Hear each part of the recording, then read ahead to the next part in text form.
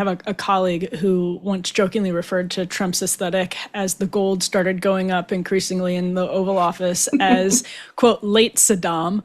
What do you make of what do you make of Trump's his renovations so far? Some people were a little perturbed by the rendering of what this ballroom will look like, but it's clear that there's a lot more gold in the Oval Office. Is this, Trump wanting to really put his physical stamp on 1600 Pennsylvania Avenue? Like, what? Help us explain or help us understand a little bit about what he thinks when he does these things. Yeah, 100%. It's him putting his personal stamp, but also he just has such a pride in the White House and it being the sort of jewel in the crown of American democracy, and he wants it to be at its best. And parts of it are a little shabby, and look. I don't find what he's done with the Oval Office at all unattractive.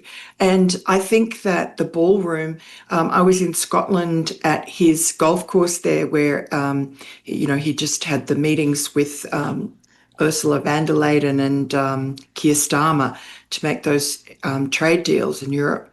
And he showed us the ballroom there, and it is magnificent. It has 8 massive chandeliers. It's quite elegant. It's high ceilinged, beautiful kind of cornices and inlays, and just very tasteful, lovely. I mean, it's opulent, but not in a disgusting way. And I have been and stayed a night in one of Saddam's palaces during the Iraq War. And I'm sorry, what? Yes, yes. Well, it was taken over by the US government, obviously, and the US military, and in Baghdad, and it looks from the distance to be beautiful. The Australian army was in there too, and so I was sort of embedded with them for a little while.